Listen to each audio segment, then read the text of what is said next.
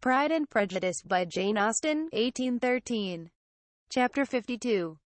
Elizabeth had the satisfaction of receiving an answer to her letter as soon as she possibly could. She was no sooner in possession of it than, hurrying into the little copse, where she was least likely to be interrupted, she sat down on one of the benches and prepared to be happy. For the length of the letter convinced her that it did not contain a denial. Gracechurch Street, Sept. 6. My dear niece, I have just received your letter, and shall devote this whole morning to answering it, as I foresee that a little writing will not comprise what I have to tell you. I must confess myself surprised by your application. I did not expect it from you. Don't think me angry, however, for I only mean to let you know that I had not imagined such inquiries to be necessary on your side. If you do not choose to understand me, forgive my impertinence. Your uncle is as much surprised as I am, and nothing but the belief of your being a party concerned would have allowed him to act as he has done. But if you are really innocent and ignorant, I must be more explicit. On the very day of my coming home from Longbourn, your uncle had a most unexpected visitor. Mr. Darcy called, and was shut up with him several hours. It was all over before I arrived, so my curiosity was not so dreadfully racked as yours seems to have been. He came to tell Mr. Gardiner that he had found out where your sister and Mr. Wickham were, and that he had seen and talked with them both.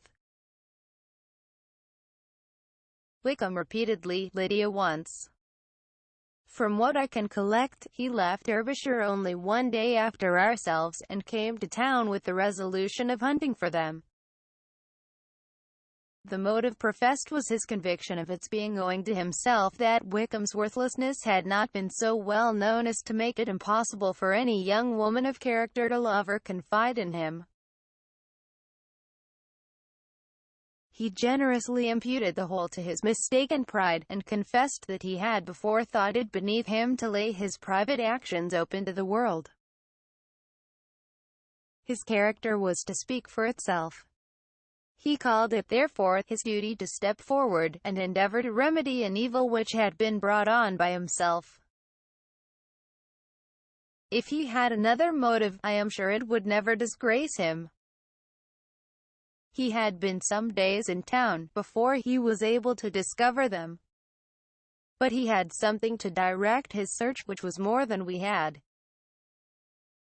And the consciousness of this was another reason for his resolving to follow us. There is a lady, it seems, a Mrs. Yunch, who was some time ago governess to Miss Darcy, and was dismissed from her charge on some cause of disapprobation, though he did not say what. She then took a large house in Edward Street, and has since maintained herself by letting lodgings. This Mrs. Yunch was, he knew, intimately acquainted with Wickham, and he went to her for intelligence of him as soon as he got to town. But it was 2 or 3 days before he could get from her what he wanted. She would not betray her trust, I suppose, without bribery and corruption, for she really did know where her friend was to be found. Wickham indeed had gone to her on their first arrival in London, and had she been able to receive them in at her house, they would have taken up their abode with her. At length, however, our kind friend procured the wished-for direction. They were in Street. He saw Wickham, and afterwards insisted on seeing Lydia. His first object with her, he acknowledged, had been to persuade her to quit her present disgraceful situation, and return to her friends as soon as they could be prevailed on to receive her, offering his assistance, as far as it would go. But he found Lydia absolutely resolved on remaining where she was. She cared for none of her friends. She wanted no help of his. She would not hear of leaving Wickham. She was sure they should be married some time or other, and it did not much signify when. Since such were her feelings, it only remained, he thought, to secure and expedite a marriage, which, in his very first conversation with Wickham, he easily learned had never been his design. He confessed himself obliged to leave the regiment, on account of some debts of honor, which were very pressing, and scrupled not to lay all the ill consequences of Lydia's flight on her own folly alone. He meant to resign his commission immediately, and as to his future situation, he could conjecture very little about it. He must go somewhere, but he did not know where, and he knew he should have nothing to live on. Mr. Darcy asked him why he had not married your sister at once. Though Mr. Bennet was not imagined to be very rich, he would have been able to do something for him, and his situation must have been benefited by marriage. But he found, in reply to this question, that Wickham still cherished the hope of more effectually making his fortune by marriage in some other country. Under such circumstances, however, he was not likely to be proof against the temptation of immediate relief. They met several times, for there was much to be discussed. Wickham of course wanted more than he could get, but at length was reduced to be reasonable. Everything being settled between them, Mr. Darcy's next step was to make your uncle acquainted with it, and he first called in Gracechurch Street the evening before I came home.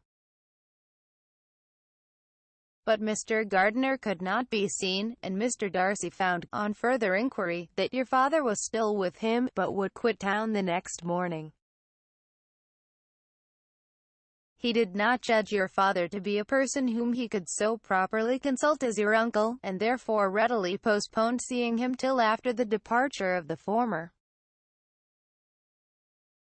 He did not leave his name, and till the next day it was only known that a gentleman had called on business. On Saturday, he came again. Your father was gone, your uncle at home, and, as I said before, they had a great deal of talk together. They met again on Sunday, and then I saw him too. It was not all settled before Monday. As soon as it was, the express was sent off to Longbourn. But our visitor was very obstinate. I fancy, Lizzie, that obstinacy is the real defect of his character, after all. He has been accused of many faults at different times, but this is the true one. Nothing was to be done that he did not do himself.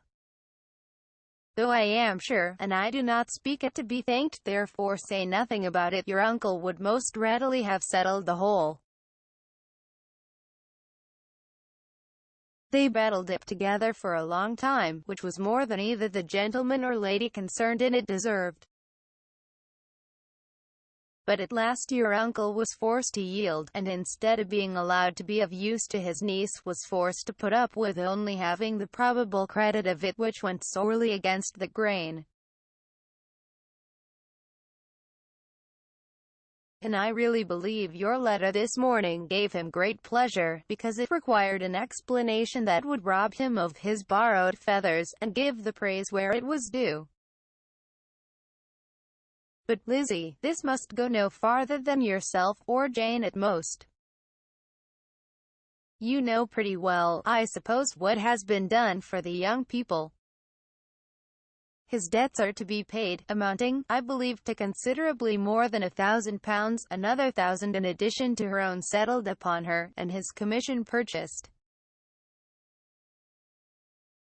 The reason why all this was to be done by him alone was such as I have given above. It was owing to him, to his reserve and want of proper consideration, that Wickham's character had been so misunderstood, and consequently that he had been received and noticed as he was. Perhaps there was some truth in this, though I doubt whether his reserve, or anybody's reserve, can be answerable for the event.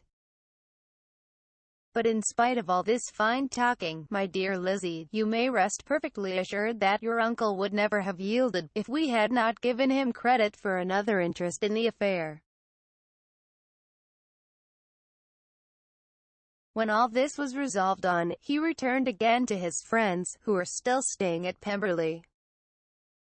But it was agreed that he should be in London once more when the wedding took place, and all money matters were then to receive the last finish. I believe I have now told you everything. It is a relation which you tell me is to give you great surprise. I hope at least it will not afford you any displeasure. Lydia came to us, and Wickham had constant admission to the house. He was exactly what he had been, when I knew him in Hertfordshire. But I would not tell you how little I was satisfied with her behaviour while she stayed with us, if I had not perceived by Jane's letter last Wednesday, that her conduct on coming home was exactly of a piece with it, and therefore what I now tell you can give you no fresh pain.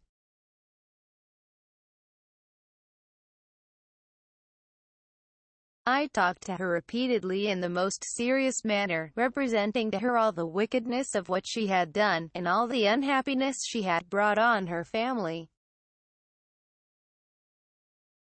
If she heard me, it was by good luck, for I am sure she did not listen. I was sometimes quite provoked, but then I recollected my dear Elizabeth and Jane, and for their sakes had patience with her.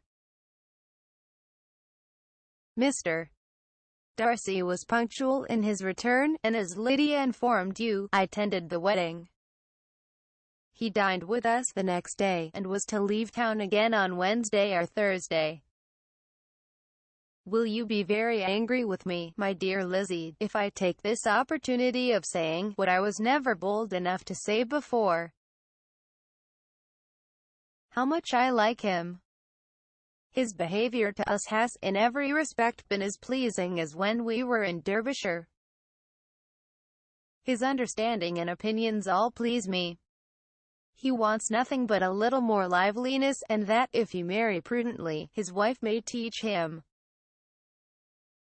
I thought him very sly. He hardly ever mentioned your name. But slyness seems the fashion. Pray forgive me if I have been very presuming, or at least do not punish me so far as to exclude me from P. I shall never be quite happy till I have been all round the park. A low phaeton, with a nice little pair of ponies, would be the very thing. But I must write no more. The children have been wanting me this half-hour. Yours, very sincerely, M. Gardiner. The contents of this letter threw Elizabeth into a flutter of spirits, in which it was difficult to determine whether pleasure or pain bore the greatest share. The vague and unsettled suspicions which uncertainty had produced of what Mr. Darcy might have been doing to forward her sister's match, which she had feared to encourage as an exertion of goodness too great to be probable, and at the same time dreaded to be just from the pain of obligation, were proved beyond their greatest extent to be true. He had followed them purposely to town. He had taken on himself all the trouble and mortification attendant on such a research, in which supplication had been necessary to a woman whom he must abominate and despise, and where he was reduced to frequently meet reason with persuade, and finally bribe, the man whom he always most wished to avoid, on whose very name it was punishment to him to pronounce.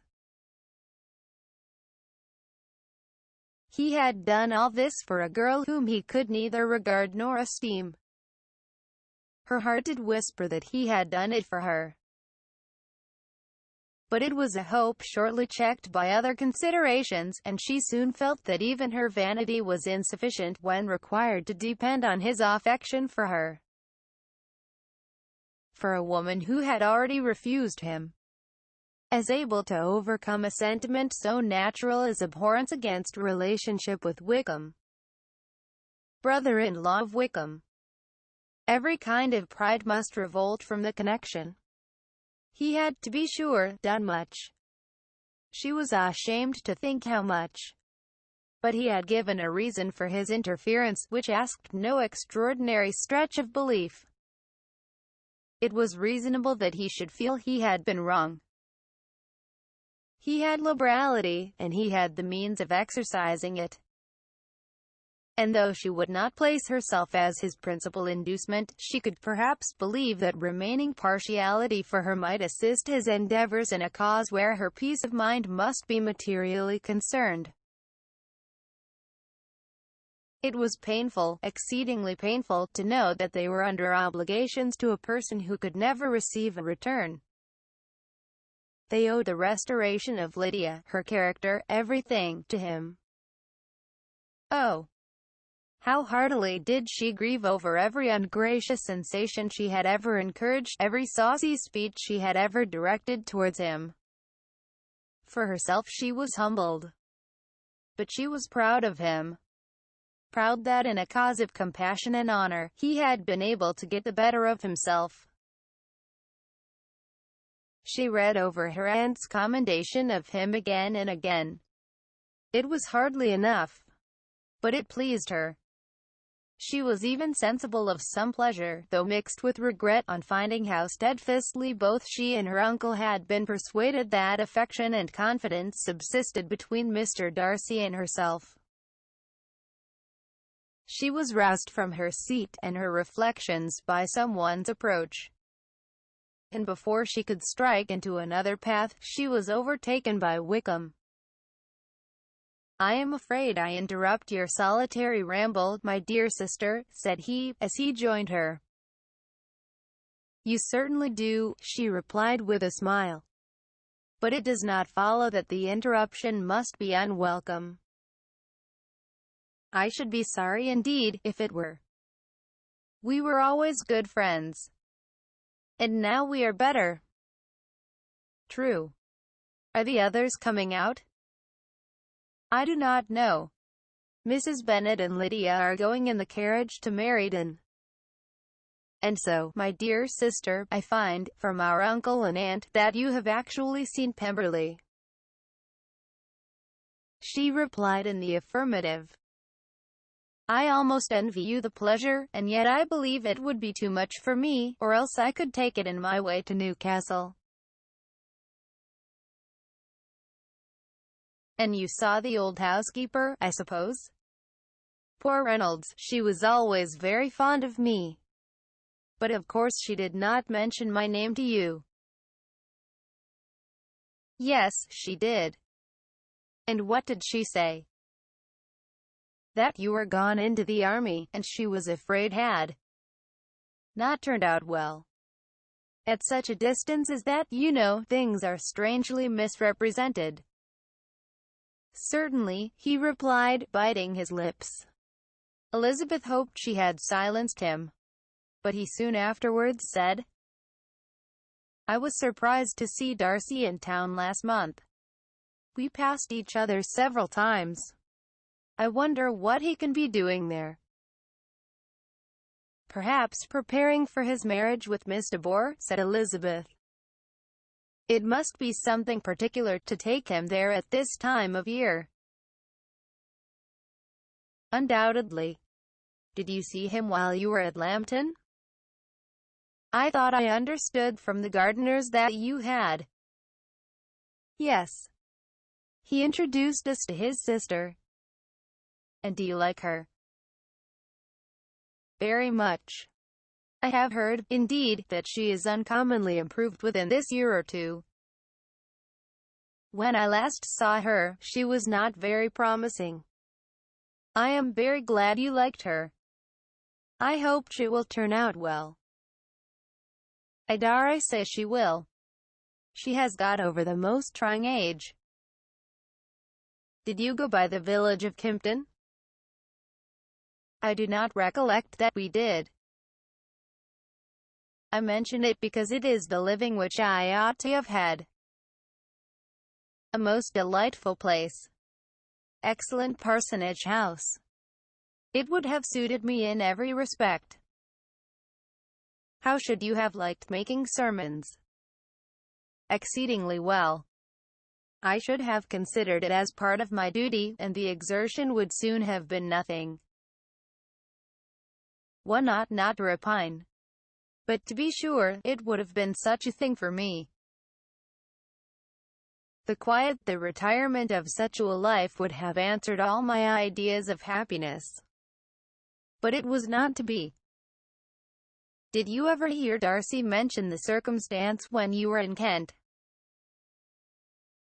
I have heard from authority, which I thought is good, that it was left you conditionally only, and at the will of the present patron. You have. Yes, there was something in that. I told you so from the first, you may remember. I did hear, too, that there was a time when sermon-making was not so palatable to you as it seems to be at present. That you actually declared your resolution of never taking orders, and that the business had been compromised accordingly. You did. And it was not wholly without foundation. You may remember what I told you on that point when first we talked of it. They were now almost at the door of the house, for she had walked fast to get rid of him. And unwilling for her sister's sake to provoke him, she only said in reply, with a good-humoured smile, "Come, Mr. Wickham, we are brother and sister, you know. Do not let us quarrel about the past. In future, I hope we shall be always of one mind." She held out her hand. He kissed it with affectionate gallantry, though he hardly knew how to look, and they entered the house.